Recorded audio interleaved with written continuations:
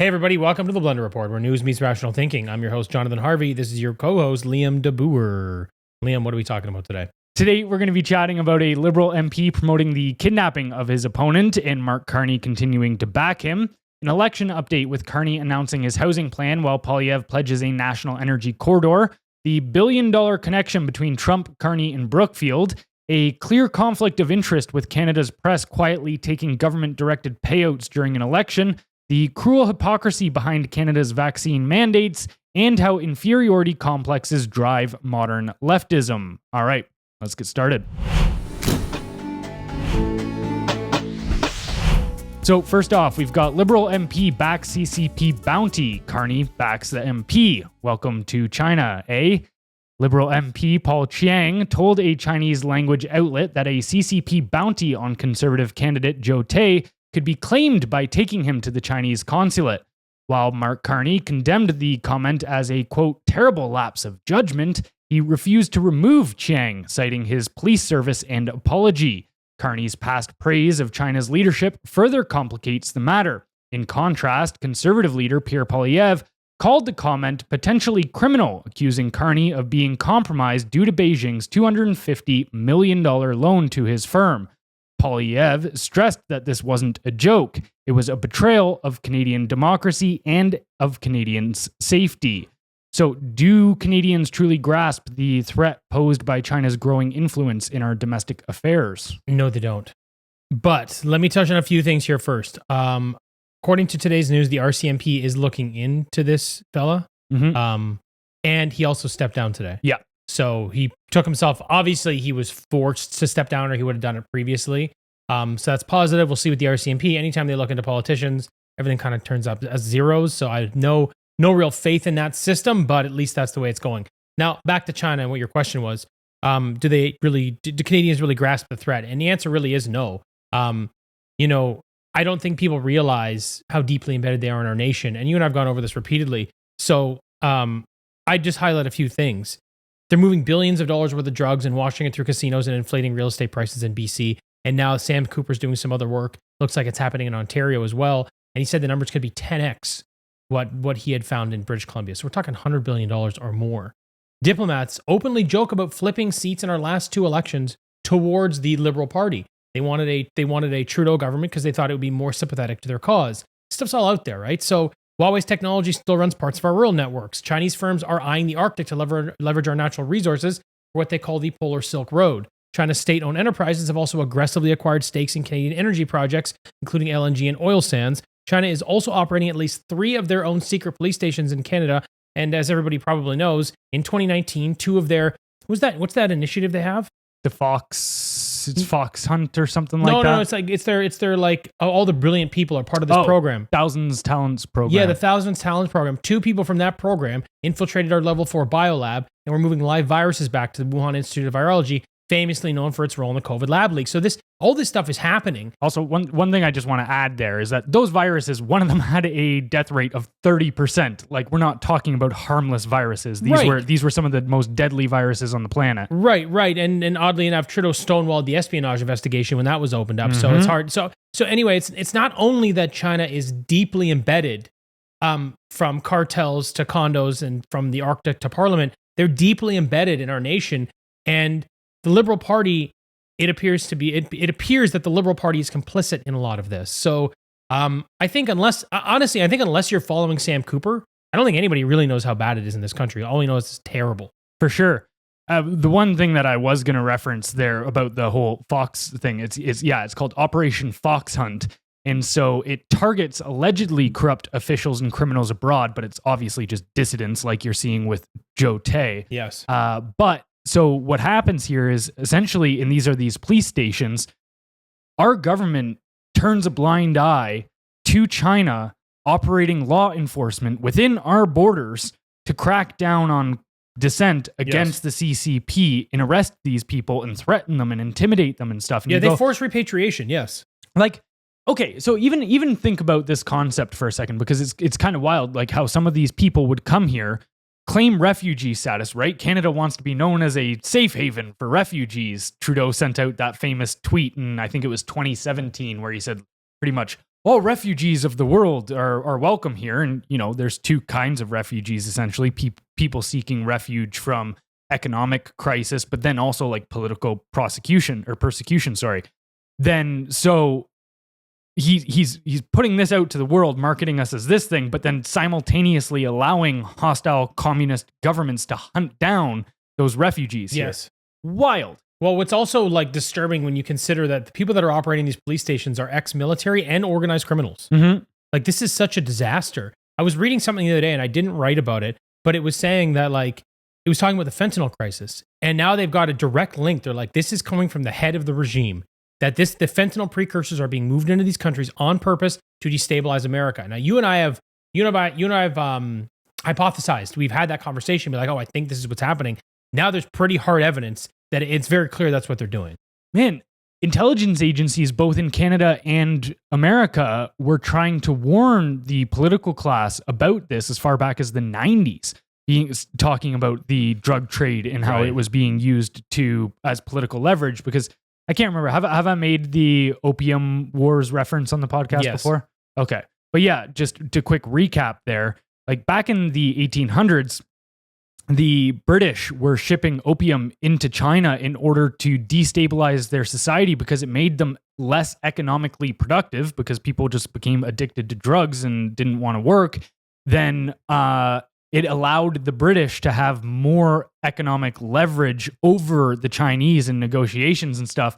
And it's crazy because that's actually the time that the British got control over Hong Kong. Yes. Which it's wild to see how, like, people say, oh, like, why would I worry about history? That was 200 years ago. That's not relevant. You're like, actually, China right now, like I think it was 2023 when they retook Hong Kong by essentially force, and we're cracking down on democracy and rights and all of this kind of stuff within Hong Kong and trying to reestablish their one China policy, right? Same thing they're eyeing with Taiwan. It's completely linked to that. They're like, no, you took this shit from us 200 years ago. We're taking it back. Yeah. And so it's not this like new thing. It's like, no, this conflict's been going on for 200 years. Yeah, they're just doing is refining it. Mm-hmm. They just found out how to do a better job.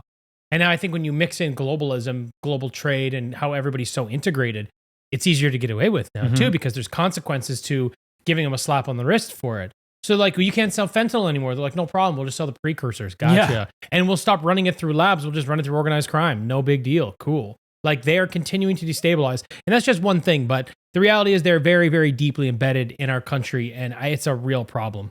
It's a real problem. I think it's one of those things that I think is so bad, but for some reason, it's like it's taboo. Mm-hmm. People are like, well, I don't want to talk about it. Or it seems like conspiratorial. It's like, no. Like, literally point at anything in this country, they have infiltrated it and they are a part of it. Yeah, this is I've been concerned about Canada before, but the more that I look into, like, for the last couple of years, for sure. I mean, I've been talking about it, trying to shout it from the rooftop, but like, this is another level when you realize how deep these people are in here, like these Chinese narco groups and the CCP and stuff. Because even take, for instance, there's two big ones. So the e-pirate investigation in, I think it was 2015. It was definitely between 2015 and 2017. It might have just gone on for that period. But so it was the investigation into the whole money laundering thing happening in Vancouver. Right. And the whole Vancouver model, right? What Sam Cooper has exposed. There was a confidential source that was key to the case being put against these money launderers. And that name got mysteriously leaked, which then shut down the entire investigation. And also, one of the people that was testifying against the criminals ended up dead near the Venezuelan border, like right after all this information got leaked. So It's like very kind of, you put a couple pieces together, you go, I don't know if that was a mistake. Definitely wasn't a mistake. And then you compound that with the Cullen Commission, which was in 2020, where the BC NDP government launched a commission to look into, how deep is this connection going? They gave Paul King-Jin, who was named in that e-pirate investigation, and was linked to human trafficking, fentanyl trafficking, and also recently had a meeting with Trudeau. Yeah, actually, that was in 2017. Yeah, it depends how long recently is. Yeah, well, still, yeah. This guy in these investigations has private meetings with a sitting prime minister. Yeah, wild.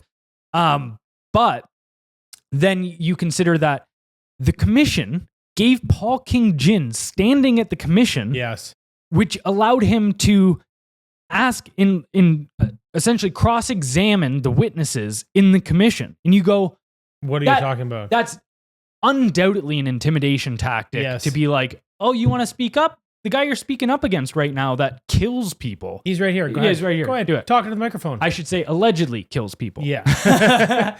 Well, for he's me, still free. He still lives in Canada. Yeah, but it takes a certain kind of person to look that deeply into things, and I'm glad you do, and I'm glad now that the rest of our audience understands and knows this. But the average Canadian, all they have to do is look at our election. Mm-hmm. Like the last 2 federal elections were not only interfered in, but they said that they flipped seats. Our own commission said, yeah, they definitely flipped some seats. They didn't change the election, but they flipped some seats. But I only have 10% of the information. All that tells me is they are deeply embedded. They manipulated our elections. They're still screwing around in there. They're picking their own candidates. And Canadians don't really know how deep it goes, but it goes deep enough that they are actually flipping ridings. Like that's all you got to know. That's the highest position you can hold in this country as prime minister. And it is in danger because of the Chinese. Well, even Andy Lee on Twitter, she's great. Her investigative work is really thorough, and she pulls a lot of stuff out. But she has exposed on Twitter some of the donations and stuff that were going into political ridings, especially, for instance, in the 2015 federal election, where you can see on Trudeau's Papineau riding donations list, $1,500 coming from just endless amounts of Chinese national names. And then you go look at where those people were donating from, and it was almost all Vancouver and Markham, where these organized crime groups are operating out of. And that kind of raises some alarms. You go, why would people from Vancouver, BC and Markham, Ontario be donating to a Papineau, Quebec? Yes. Doesn't make sense unless it's this entire operation.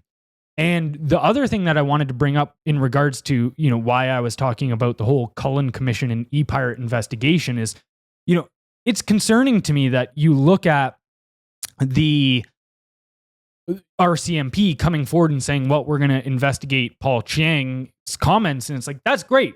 I want to see that. I'd prefer you investigate that to just turning a blind eye. Because at least it seems like you're doing your job. However, what assurances do we have that the processes you're actually going through are legitimate with all of this? You're seeing it that these people seemingly have control over our judicial system, or at least a heavy degree of influence. Yes. Back to your original question is if Canadians truly grasp the threat posed by China. I think people listening to us do. I think they get it at this point. I really do, because you and I talk about it a lot. And like I said, we get a lot of our information on this from Sam Cooper, but the average Canadian, honestly, I think has no idea. Well, I was even having a conversation with a friend today about this, where I was like, I probably spend more time than 99.9% of people in Canada digging into this stuff. It's kind of just become my life.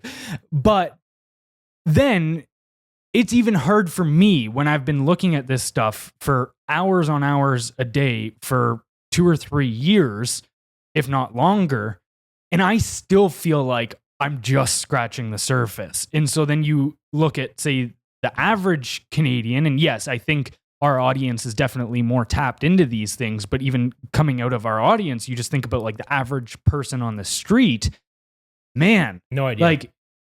If that person is only spending, say, 10 minutes, 15 minutes a week or something like that, looking at anything going on in the Canadian landscape, in that time, you just can't possibly be taking in the amount of information necessary, the amount of puzzle pieces to be able to put all this together. But see, this is another fundamental problem with our media and sort of the country from a macro perspective is all this information is available. We find all of it. Sam Cooper finds a lot of it. Other journalists do a great job of finding a lot of it. Except our media, rather than doing what's right for Canadians and reporting on these things. This is ultimately what it is. The media is basically, like I always say, the government's number one tool. It's the number one weapon. The media should be here to support Canadians and give us sort of a balanced perspective, even if some are right and some are left, that there should be balance to it in some fashion. And they should be uncovering these things because this makes a difference for Canadians. For fuck's sake, it's swinging our elections. But crickets, there's no answer. This is just, that just goes to show you how broken the system is. But it also shows you how complicit the government has to be. So when you back into all that together, you go, well, if the government didn't want it happening, the media would be reporting on it. But the government controls the media and they don't want them reporting on it. So the government's clearly involved. That is how this puzzle goes together. That's how I just don't know how we get out of this. Well, and this is how propaganda works and why it's so insidious in a sense, because a great example of how they manipulate things is the Randy Boissonnault story, right? So about 6 months ago, there was the big scandal about Randy Boissonnault claiming he had Indigenous heritage. He previously served in the Liberal Indigenous Caucus. He, would start, it's so cringe, but he started off speeches sometimes speaking in Cree. He said that his Cree community referred to him as strong ego man. But they made the whole scandal about that. But at the exact same time as that, all the information was coming out about how Randy Boissonnault and his business partner, Stephen Anderson, shared an address with somebody who had been arrested twice, once convicted for sure. The other time was arrested in the Dominican, both for international large-scale drug trafficking. She was detained with 460 pounds in the Dominican of cocaine. And then in Edmonton... That's fucking party. And then in Edmonton, she was actually arrested in Edmonton's largest drug bust in history up until that point. Maybe there's been a bigger one since. I don't know, but that was 2010s area. But that was the story. That was the real story, is that you've got a Liberal MP member sharing addresses with organized crime members. International drug trafficker. Cool. And then you're making the scandal about him lying about his Indigenous heritage and drowning out the fact that all this other information could come out. Of course. Because you're like, this is a manageable scandal. Yes. The other one's not. And you think about the party, you think about power, you think about you wanting to maintain it. This is what you do. It's just dark. And I feel like they've just gotten into bed with the Chinese so they can continue to maintain power. And I just feel like maybe Canada's soul has been sold. I don't know, man. Yeah. All right, moving on to our next story. We've got election update. Carney announces his housing plan and Poilievre pledges a national energy corridor.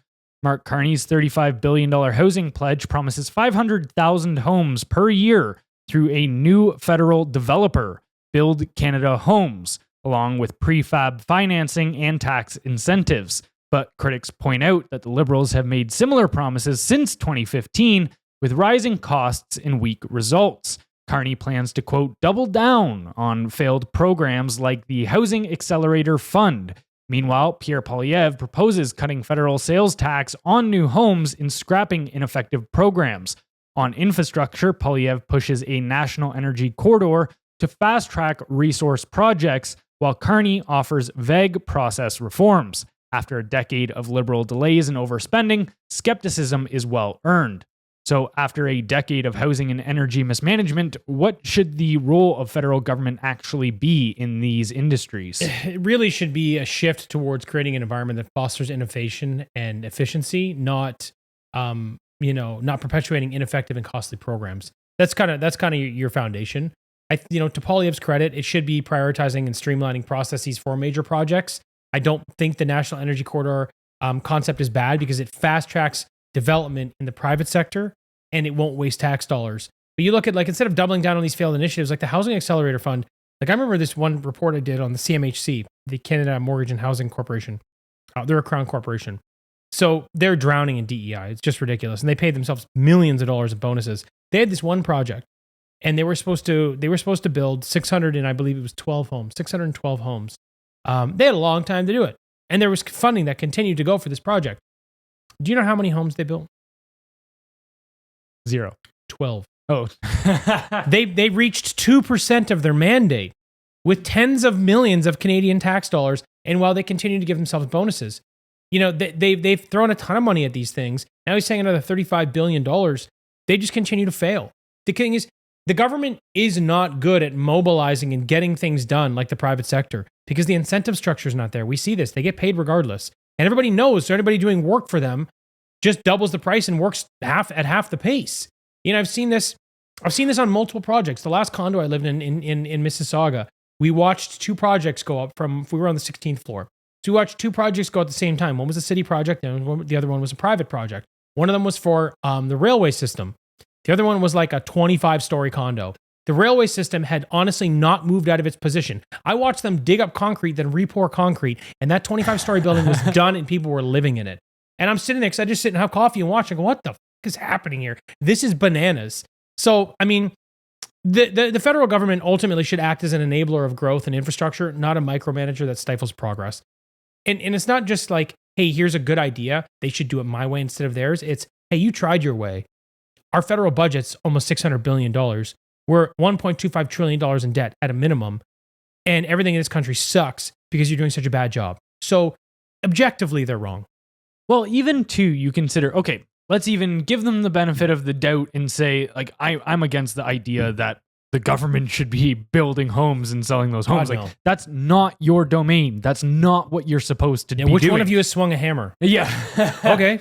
But you also consider now how they want to do these things. So, for instance, the Housing Accelerator Fund, all of that funding is tied to specific kinds of housing, which is high density, minimum fourplexes. So, like, these weren't single home type of kind of housing builds. Yes. And so you go, so it's only density in urban areas. yeah, exactly. It's kind of like sitting there going, all right, we're going to, people are short on cars and there's a car shortage. So the government's going to start building cars, but we're only building smart cars. Short buses. Or short, yeah. And then you go like, yeah, there's no demand for this. Nobody wants this. And like, sure, there is like somebody would be willing to definitely buy, a unit in a fourplex. Yes. But like, at the end of the day, this is something I've always even struggled with when it comes to say buying a condo or something. Like when I buy a place that I live in and I want to sit there and look at it at the end of the day and say, this is my home, I'd kind of like it to be mine and actually have some land. And like, that's what I think most people aspire to. Yes. Whereas what they're giving you is being like, you can have 25% of a building where you're surrounded by 3 other people. And that's what we're willing to make sure that you get. And even too, a lot of these like municipal approvals and stuff. Like I talked to one of my best friends works for one of the biggest housing developers in the area. And he constantly talks about this, how hard it is to get projects approved in that kind of thing, unless they fit within these government guidelines of being like, these are the type of projects we'll approve. But first, those might be more expensive to build, and also there's less demand there. So, I mean, this is the same issue as price fixing. You know, you stifle the market so much with regulations that at a certain point, people just go, all right, I'm just not going to do this. Yeah, you know what's really interesting? So we've got a housing shortage, especially in urban areas. But this is how wonky it is. I was having this conversation today with 2 separate people. So first, I think it was in February, it was like a record low for the number of, record high, but record low, depending on how you want to look at it, for the number of homes that were listed in the Toronto area that did not sell. It was like 17,000. It was bananas. So that's like by far the biggest. So you're like, well, if there's a shortage, why is nobody buying? Well, because the economy is a total mess, right? But no one's really pushing on price, so it's just kind of stabilizing. It is what it is. So everyone's starting. But I got another friend of mine who's trying to rent a home, and he lives in, I think, Fergus. He lives to like 45 minutes, 30 minutes from here. So, and they're looking, he's got a young family, 2 daughters, his wife. They want a place. He needs an office, in the basement kind of thing. So looking at a 3-bedroom kind of thing. He can't find anything within 2 hours of where he is right now. Wow. Like it's like every time something pops up, there's like 100 applicants. And it just kind of shows you like that's how wonky things are right now. It's like you're letting more and more people into the country that can't even afford to buy homes. No one in the country can even afford to buy a home either. Like this problem is so out of whack right now. I don't know what we do to fix it, but I definitely know giving the government more control and spending more tax dollars on it is not the solution. Yeah, well, you think about that, right? With the mass migration that's been happening to the point where over the last few years it's been a 500% increase over our historical average as the amount of people that we're letting in. But then to your point, you look at and I'm not even making a judgment on these people. Like, no, I don't blame anybody for taking advantage of an opportunity. I don't. But this creates a economic scenario where, okay, you've got, say, groups of people, families coming over from the developing world that, it's part of their culture. And hey, I actually, there's part of me that likes this idea of, living with your family and close, and the grandparents living with you. And so they can look after the kids and whatever, this kind of stuff. Like, I'm not against this idea, but you look at this just purely economically and you go, now families in Canada with, let's say, a married couple with 2 kids is now competing in bidding on homes and buying property with, say, a Indian family that has 15 of them chipping in. And so you go, that drives up the prices. Now you've got 2 incomes competing against, let's say, like at least 5 to 10 in that household. And you imagine maybe the other 5 or whatever are kids.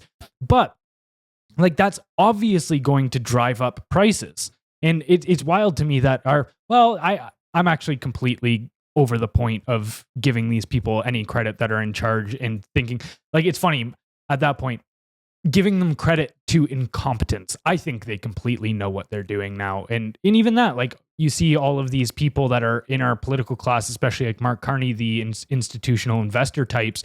Well, if you've got billions of dollars in the housing market in Canada and you drive up the prices through inflation of consumer demand, like, these people are making money hand over fist. But to your point about, incompetence versus it being intentional, you can't continue making mistakes this big and wasting this much money and forcing this many Canadians to go to food banks, and an entire generation can't buy a home, because this wasn't one oopsie-daisy.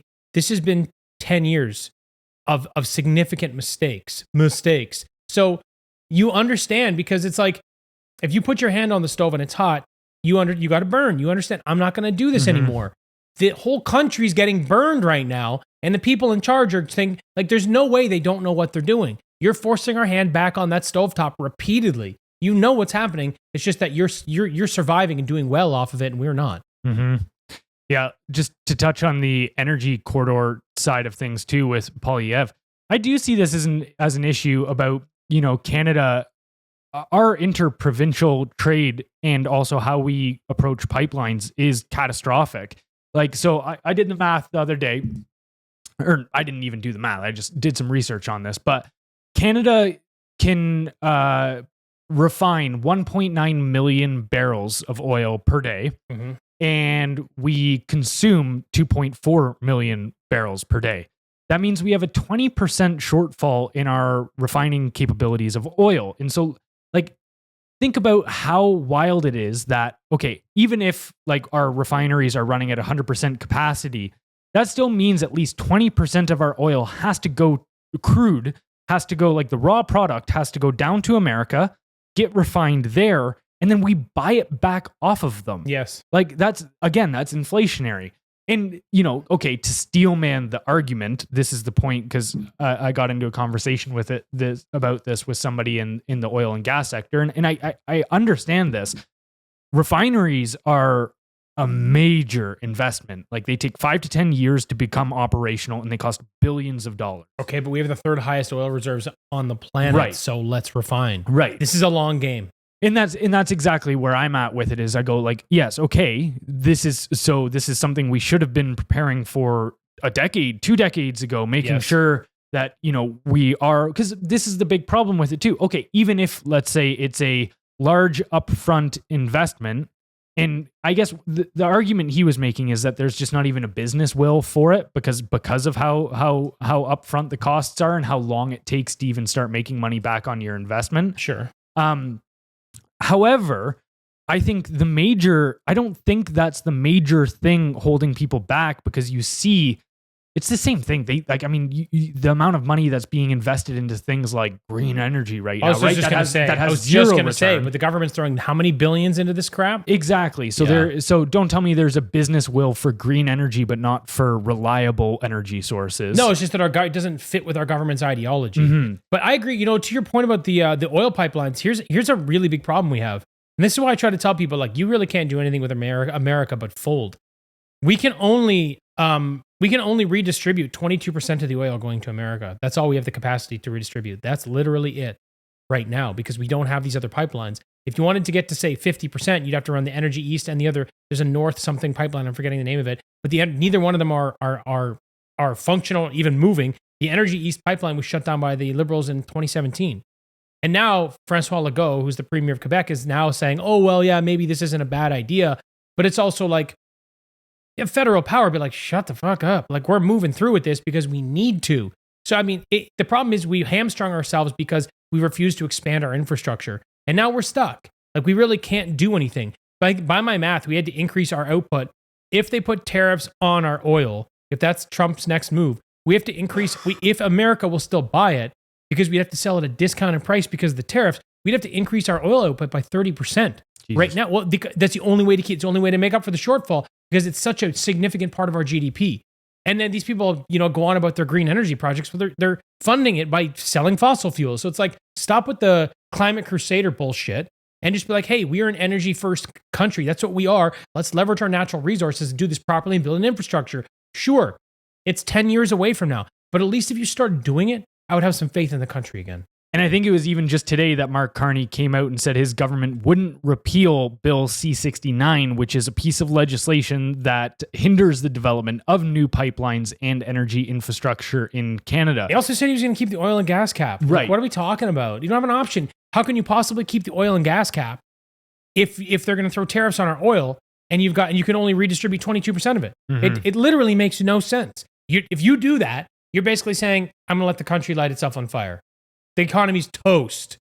So I don't understand. Like, it's... Well, even if you were to try to steelman their argument, and let's say climate change is an existential threat, and I think, again, this is all one massive psyop to create a command economy and just be able to put money wherever they want it conveniently in their own investments.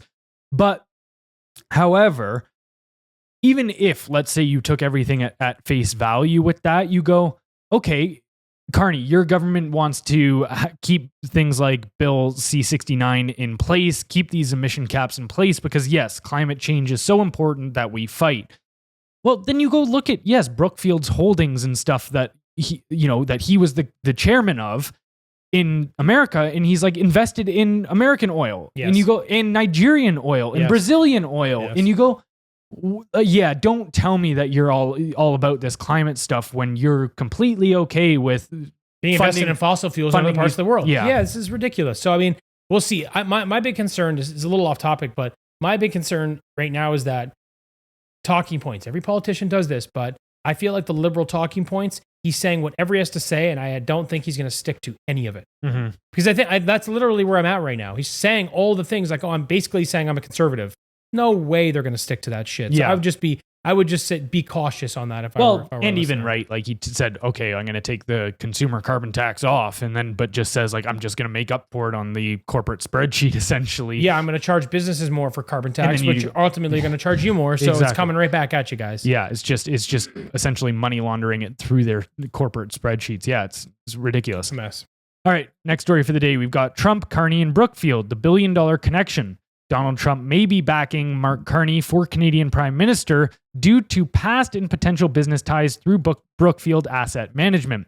In 2018, Brookfield bailed out Trump's son-in-law, Jared Kushner, with a $1.1 billion deal backed by Qatar's sovereign wealth fund. Carney later joined Brookfield, oversaw major U.S.-aligned moves, including relocating Brookfield's headquarters to New York, and retains up to $50 million in shares. With Brookfield managing $500 billion in U.S. assets and aligning with Trump's energy agenda, Carney may be viewed as a useful ally. Unlike Pierre Poilievre, Carney appears more likely to fold to Trump's tariff pressure and serve shared business interests. So how does Carney's $50 million stake in Brookfield affect his ability to represent Canadian interests objectively. I just think this whole thing's such a fucking mess. I think it's such a disaster. Like there's because Brookfield also has significant projects in Canada and they're in the green energy space and infrastructure space. I don't think Carney can in any real capacity operate from a position free of conflict. I just don't see how it's possible. Like, how can you be impartial about decisions when you've got half $1 trillion in America in multiple energy projects, green to fossil fuels, like you said, that's 100% correct. And then you've got all these green energy projects. So you're in a position where you either stand to make a lot of money by making the wrong decisions. And what I mean by that is acquiescing completely to America and giving them what they want because their economy will thrive and you'll make money there, and forcing Canadians down the green agenda so you'll make money here. Those are both things that we shouldn't be doing. But if he goes against them, he loses money. And I understand he's not the chairman anymore, so he doesn't have a fiduciary duty to make sure their bottom line grows. But ultimately, it's his own pocket too. And he's in this position because of all the high-powered, wealthy people that helped him get here. And if he pushes back and does what's right for Canadians, he fucks all of them over. So there is no way he can act free from conflict. I don't see this at all. I think this is a huge problem. Yeah, and this is the thing is, right, like Carney, okay, if let's say he gets a productive relationship with Trump, like he said, like, look, I don't want the Canadian government to take the approach of dollar for dollar tariff wars with Trump and all this kind of stuff. You know, we've talked about this in prior episodes. So like, I'm not supporting the idea that I want a Canadian leader to stand firm and just fight to the death here, essentially, because that's what it would be. However, there's a big difference as to whether the way that you negotiate and you use your diplomacy is to essentially sell out Canada to protect your business interests, like Carney would seem to be in a position to do, or to actually try to create a cooperative relationship where you say, no, I am looking out for Canada's interests. And this is one of the things that I've, you know, when say I'm talking to somebody that really dislikes Trump and like has Trump derangement syndrome and stuff, is like, I try to explain to them, like, look, it's not that I like Trump. It's not that I worship Trump by any means or look at him and go like, this is the guy that's looking out for me. Because he's not. He's looking out for American interests. Yes.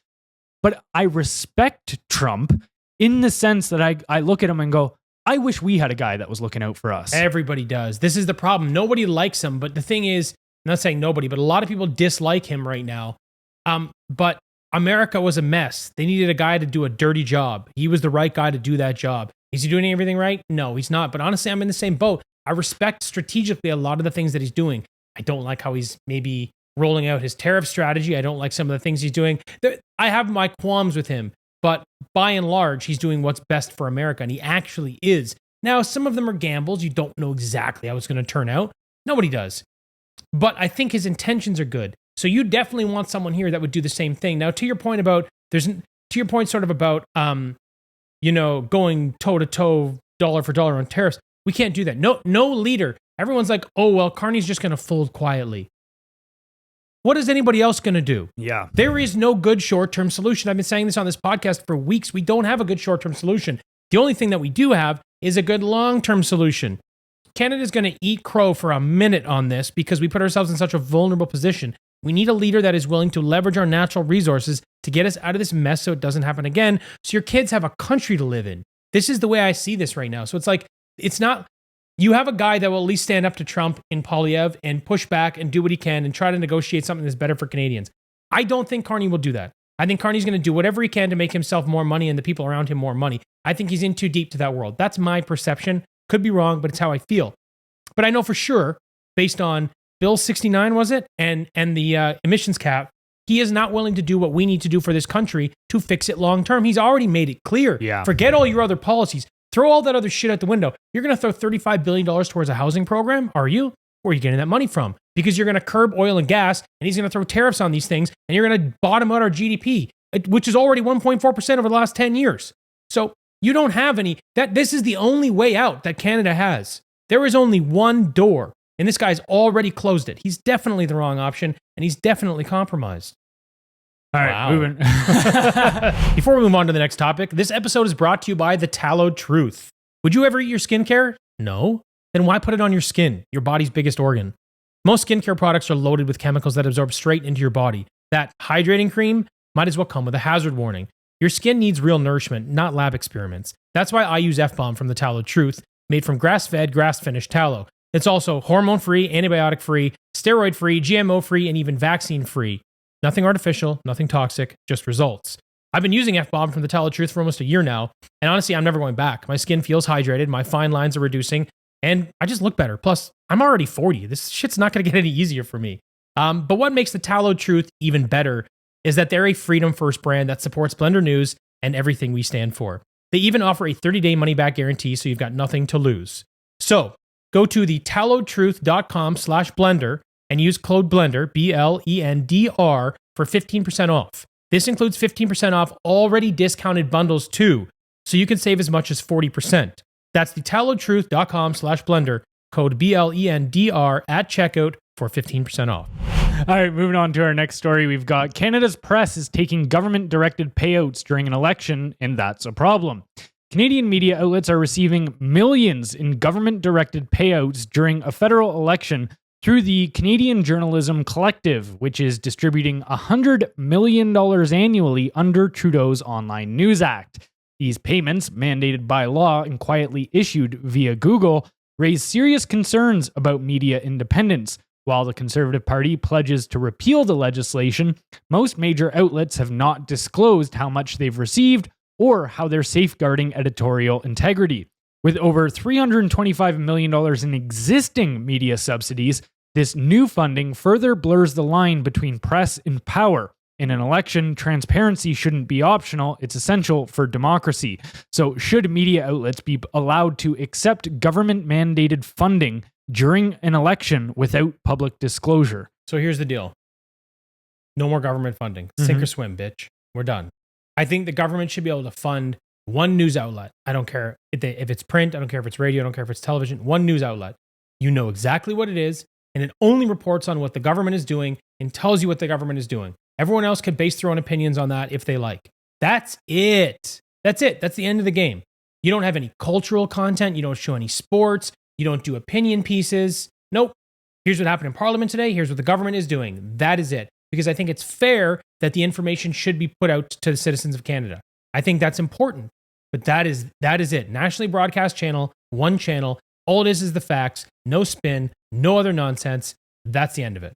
Yeah, I completely agree, because this is the thing, is they're subsidizing a dying industry with successful ones. Like, you look at this print media kind of stuff, right? Like, the amount of cost and overhead that some of these organizations have is what's holding them back. Like, we're a great example of it in the sense where, and I'm not saying we're the only ones doing this or anything, but okay, just so it doesn't sound like I'm, tooting our own horn here. Even look at somebody like Rogan. Rogan's got the largest media platform in the world, and he has a team of maybe 2 to 5 people. It's just him and Jamie on the podcast. He said that repeatedly. It's just the two of them. Right. I imagine there's some. Nope. He said it. This is recently, as recently as 6 months. He goes, nope. I do my own scheduling. I deal with it myself. Wow. Yep. So you consider that the guy with the largest platform on the planet is running an operation with 2 people. Yes. And then you look at these media companies and it's like, yeah, that's why you're dying, is because you have these massive buildings that have way too much overhead for your business.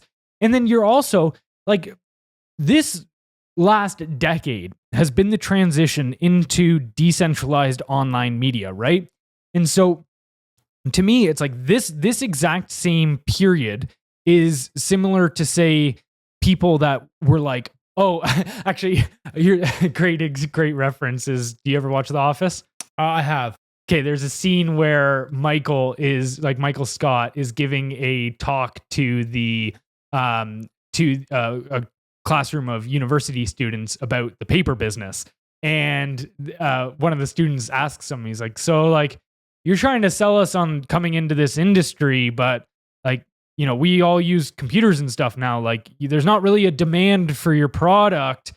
Like, what do you plan on doing about that?" And then he gives this like big 5-minute speech about the importance of paper and all this kind of stuff. And then he goes, write that down. And it just pans to the class and they all start typing on their laptops, right? Like proving the guy's point. But that's exactly how I see this is you go like, you're subsidizing and funneling money into something that doesn't exist anymore. And don't get me wrong, I think that will come with problems because, for instance, a lot of what we do, like, actually, you know what? I'd say the vast majority of the information I get is from books, not necessarily newspapers. But you look at, say, newspapers and media, what we do is kind of dependent on it in a sense, like even say our newsletter summaries, we are linking to one of those organizations most of the time.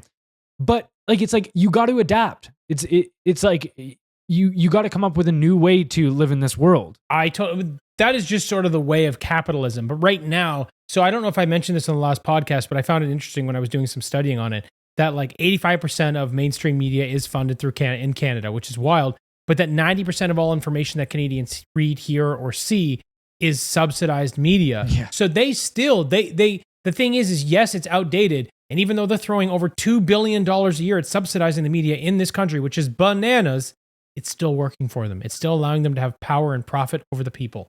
So it's still, even though it's dead, it's still working. And they're fighting us tooth and nail to shut us down. Going, hey, let's use Electofax so that our government fact checkers can tell, these social media platforms what's true and what's not about the election, because we can't have anybody out there with their own opinion. Or they're doing stuff like, hey, let's, like with Zuckerberg having to shut down so much political speech in America. Or, everybody's bitching at Elon for buying Twitter because now it's a Nazi platform. No, now it's a free speech platform. They're doing Bill C-18. Doesn't matter. Like there's a million different things they're throwing at us to shut us up and shut us down so they can buy as much time as possible and continue funding that dying media channel because it's still chirping 90% of the content people are consuming.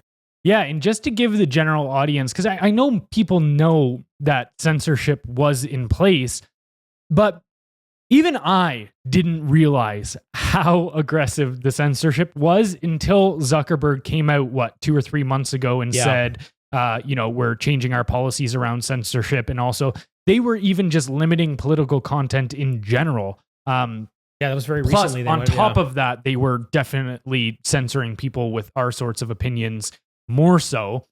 However, as soon as he lifted that, like my Instagram pages and Facebook pages have grown more in the last 2 months than they did in the previous 3 years. Like, to put it into perspective, it took me about two and a half years to get to about 25K followers on Instagram. Since like 2 or 3 months ago when he made that announcement, I'm now close to, I think, like 55, something like that. Yeah, I'm at 95,000, guys. I'm trying to get to 100. Not a big deal. Not like I'm counting. But so jokes. But that's just crazy. You go, oh, I grew more in the last 2 months after you took away censorship than I did in 2.5 years. You're putting out a lot of good content right now, though. Like you're putting out a lot of good stuff. But it is really because they did change the algorithm for you again, for us, for everybody. But I mean, I agree. That's exactly what it is. It's we've been fighting this to my point. We are fighting a very uphill battle against a very well-funded media program that is everywhere. So yeah, it's very challenging. That's back to my point. No more government funding. Sink or swim, bitch. I think and two, right? This whole thing, like Trudeau's Online News Act, was the one that got our previous Blendr account taken off in Canada, right? Blocked because they just said we're not paying into this. But then also, like, you can't tell me that timing wasn't on purpose. Oh, this was intentional. Yeah, yes, a month, like right after you call an election, you announce essentially $100 million in new subsidies. This was intentional. Everything was so he pulled this from Australia. Australian government did the same thing. Really? Oh yeah. So the Australian government did the exact same thing, and guess what happened? Meta said no. Google paid them. So he already knew exactly what these guys were going to do. And then they worked out a deal they ended up working out a deal with Meta. And then Meta's like, we're never doing that again. So he already knew, because it was up in the air. I was like, oh, well, Trudeau wins either way. Maybe his first, because when I was originally doing a piece on this, I'm like, Trudeau's got to know what he's doing here. Because if he either gets more money to continue funding his media arm, which controls Canada, except now it'll be through social media and independent platforms. So we're in real trouble, or the news gets blocked for everybody and independent channels die. He already knew the outcome. He already knew it'd be blocked. So yeah, I mean, he orchestrated this, and you said timing was perfect. Well, it actually makes sense if you think about why Meta would block it, but Google might allow it. Is okay. This because this was really illuminating. With there was a great interview with Jim Balsillie on Jordan Peterson recently, talking about how Canada isn't playing the current economic game, which is a lot of it is data and IP, like intellectual property. And so Balsillie was talking about how 2 out of the 5 largest AI research and data centers in the world are in Canada. And our Canadian government has essentially given Google all of that data and IP. And so if you think about it, say on a meta front, why Meta might go, we're just not paying that. Whereas Google is like, we'll take the $100 million hit, is because they're more interested in making sure that they can continue essentially capitalizing off of having 2 of the 5 biggest, because our government's giving them access to all of that, 2 of the 5 biggest AI centers in the world. And so to them, it's just like, you guys think you're winning this deal because you're getting me to pay $100 million into when I your should media. Be paying 22, like how many billions? When I'm siphoning, say, billions of dollars worth of IP and data out of your country. That's interesting. Good point. Hey everyone, we hope you're enjoying this episode. If so, please consider leaving us a kind review wherever you're listening. If even just a quarter of our weekly audience did so, we'd instantly become one of the top-rated Canadian podcasts. We appreciate you helping us out, and now back to the show. All right, moving on to our next story, we've got No Duty of Care, the cruel hypocrisy behind Canada's vaccine mandates. An Ontario judge has dismissed Dan Hartman's lawsuit over the death of his 17-year-old son, Sean, who died 33 days after receiving a mandated shot to play hockey. Despite evidence linking the death to shot-induced spike proteins, the court ruled the government owed no private duty of care, shielding itself under the guise of policy immunity. This ruling highlights the cruel hypocrisy of a government that mandated compliance, vilified dissent, and now disclaims responsibility. Sean's death exposes a chilling truth. In Canada, the state can coerce obedience without consequence, leaving grieving families without justice or accountability. So, how can a government impose shot mandates but claim no responsibility for their consequences? Yes, because they're fucking criminals. Yeah. That's what this is. This is bananas. This whole thing is crazy to me. I mean, we have had an issue with this whole vaccine conversation for such a long time. And here's what I find crazy about it. You can't even talk about it. If you talk about it, you're immediately a pariah. Now, I thought about that. I was thinking about this today. I was actually thinking about it between left wing and right wing right now. But, in fairness, I was thinking about this today. If someone said to me, Jonathan, I got a smoking gun that will prove you wrong in whatever, I don't care which one of my opinions. I don't even care. My opinions are not my identity. I do not care. There is not one thing where I go, nope, I don't want to hear it. That you're a pariah. That's nonsense. I will not even listen. But that's exactly what happens here. No one will listen to any information, whether because they vaccinated their children, they were vaccinated themselves, information has changed. They weren't given enough. I don't know why. I don't even care why. In fact, I'm not even talking about the everyday Canadian, everyday American, or everyday citizen. To me, it's the medical industry. Mm-hmm. It's those people that are continuing to vaccinate people, and they'll still come out. I have a good friend of mine who's a paramedic, and super rational, super intelligent guy. Really, really, really get along well with him. But he still has blinders on about this. But he's open to taking in information I send him. And a lot of times he just has to go, I don't know anymore. Like, okay. Like it's he won't admit it, but it's challenging him enough that he's not at least going, nope, I'm not going to look at it. But this is what this industry does. And what bothers me is this all really started in 1986 when the Reagan administration basically indemnified these companies. And what was worse? So I was doing a bit of research on this recently, and there was a big swine flu issue in the 70s with vaccines. So there was a bunch of people that I think got Guillain-Barré syndrome.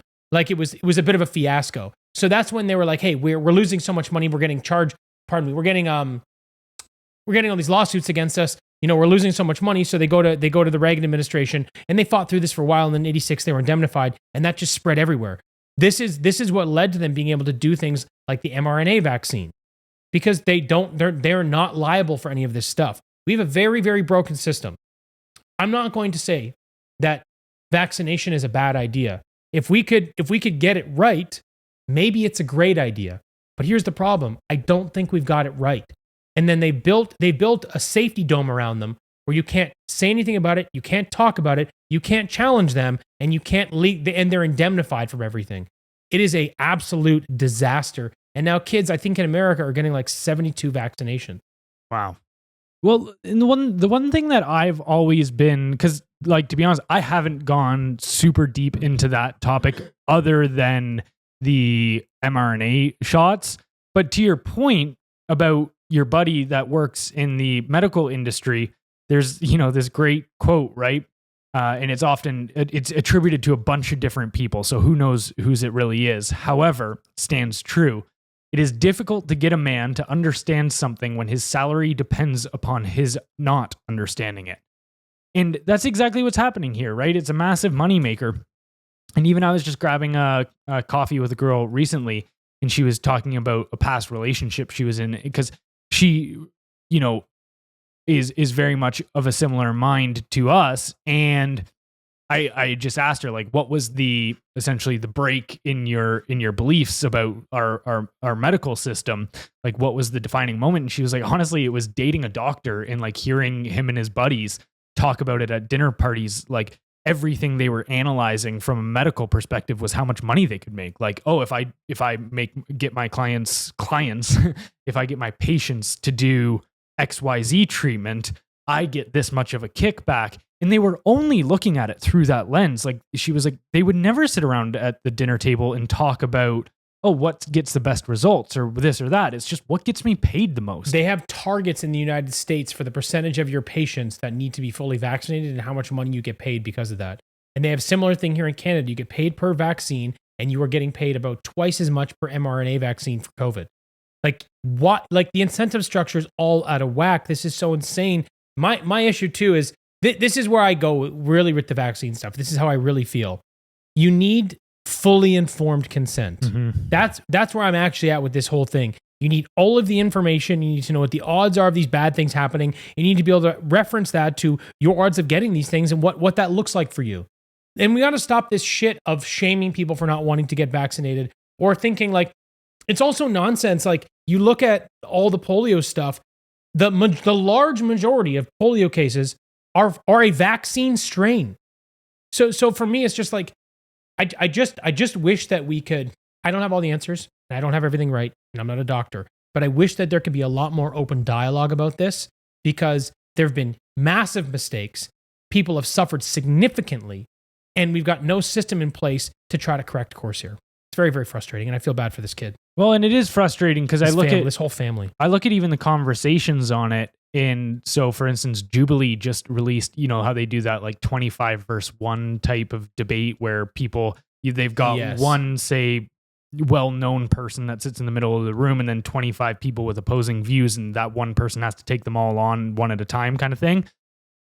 They just released one about a doctor takes on 25 anti-vaxxers. And it was just like, man, I watched 5 minutes of it, and I agree. Like, I sat there and I listened to the people with the opposing view, the 25 people with that opposing view, and just thought, like, you guys picked the dumbest people you could possibly find to have this conversation. If I was going to go have that conversation, I would study for a month and eat that guy's lunch.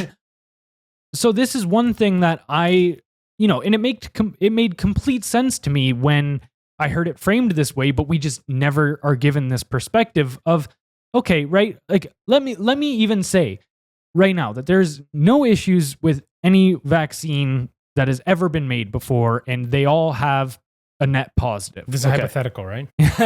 Yes. Okay. So let me just say that. Even take them at their exact word. How much of the reduction in disease can be attributed to that compared to sanitation, compared to nutrition? Yes. Because as we even know, on both ends of the spectrum, malnutrition ends with disease. So, go back 100 years to all of these diseases that they talk about vaccines eradicating. Okay, even sure, give them the argument. Well, nutrition was very poor. People weren't eating enough. They weren't getting enough nutrients, all of this kind of stuff. Whereas now, we've got the exact opposite. People are eating too much. They're eating like shit. And we know that the vast majority of like chronic diseases are self-inflicted essentially. And so like to me, it's like, okay, how much of that plays into it?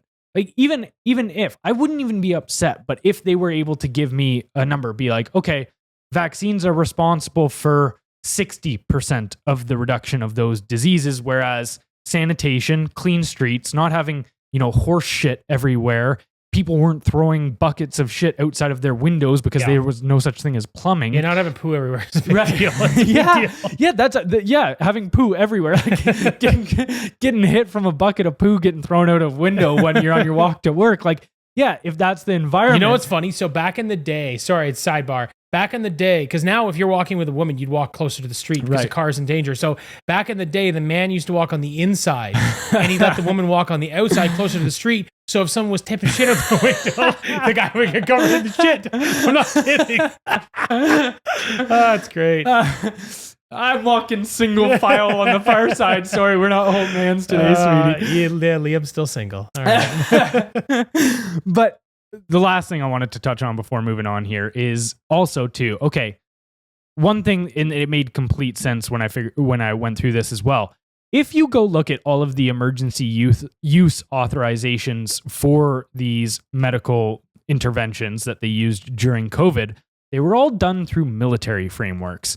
So there's a great Substack article where they link all of the original documents of these government programs. And it's called the COVID Dossier, a record of military and intelligence coordination of the global COVID event. But what they outline there is, that, okay, even the emergency use authorization was, and it's so crazy. They even refer to the vaccines in those documents as countermeasures. Well, countermeasures to what? All of this was authorized through a military framework for bioweapons attacks. And because there's CBRN, which is chemical, biological, radiological, or nuclear attacks. There's certain military frameworks that if that goes on, it's like martial law, bitch. Like we're shutting down. And okay, so you consider this, that the military was the one putting all of these frameworks forward. What is something that is considered within every single military operation?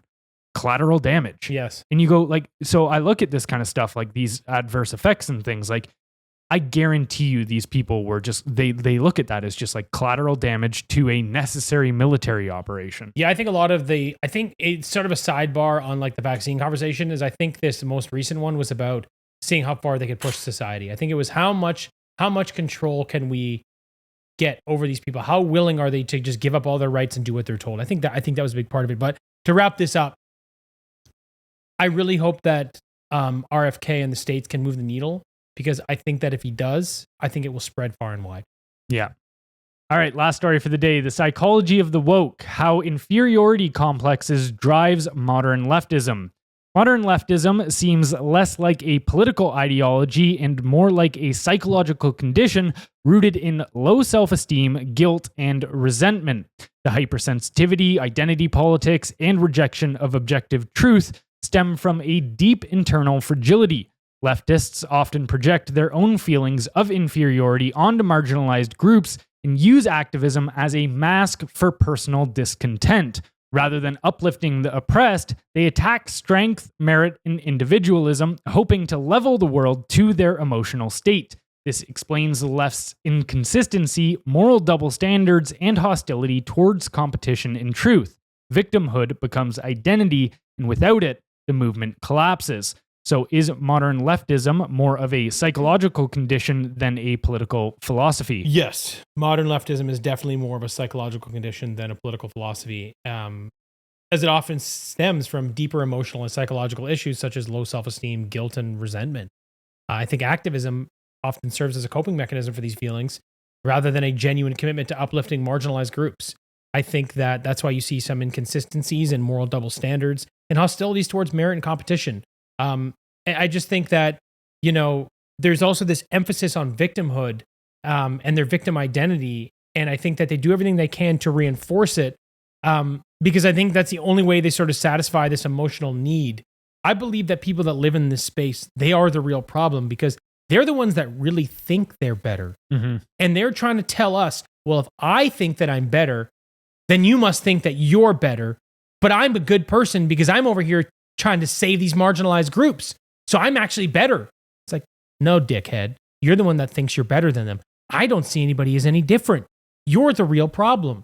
So for me, this whole thing, yes, it's definitely more of a psychological condition, but it also makes it very hard to tackle because there's no logic to it, right? It's like we're not on the same plane. We're not on the same playing field. So I don't know how you actually move the needle or help this progress.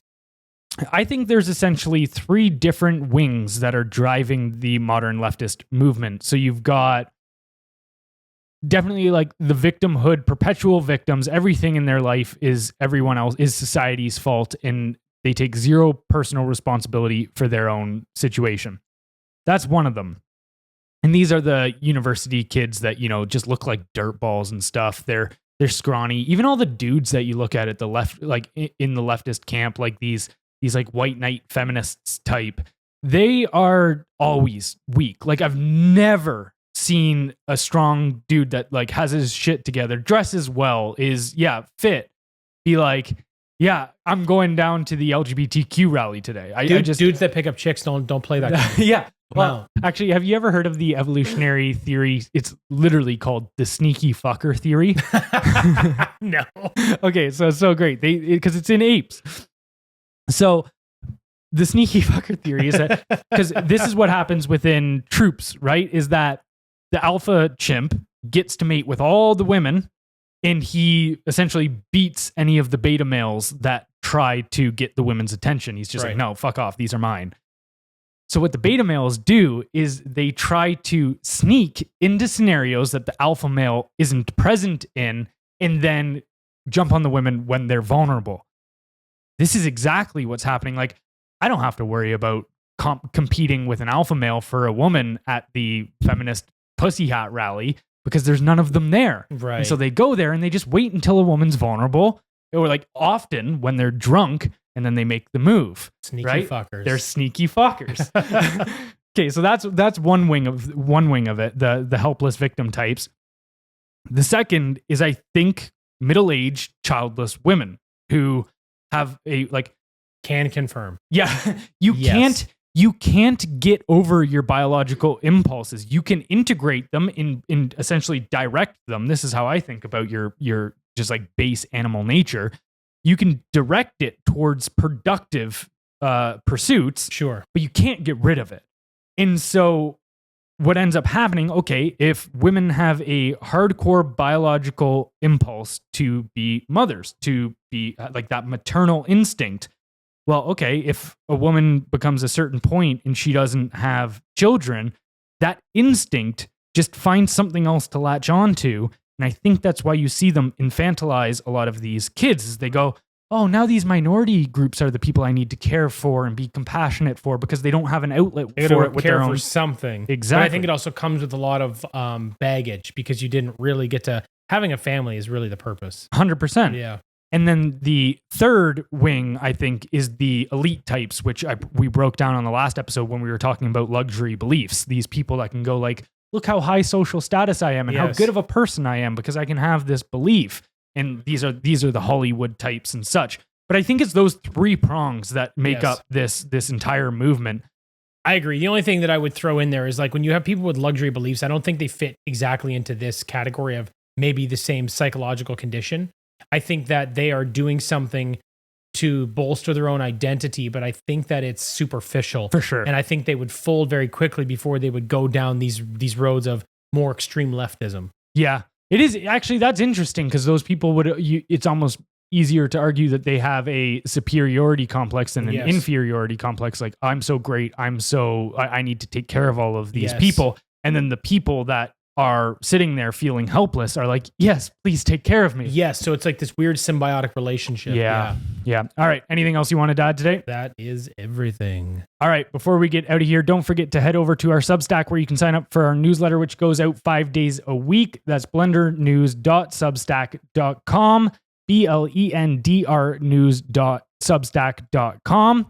And also, if you'd like to support the show as well, you can pick up a Death by Taxes hoodie at blendrnews.com, BLENDR news.com. All right. Thanks for watching, and we'll catch you next week. Bye, everybody.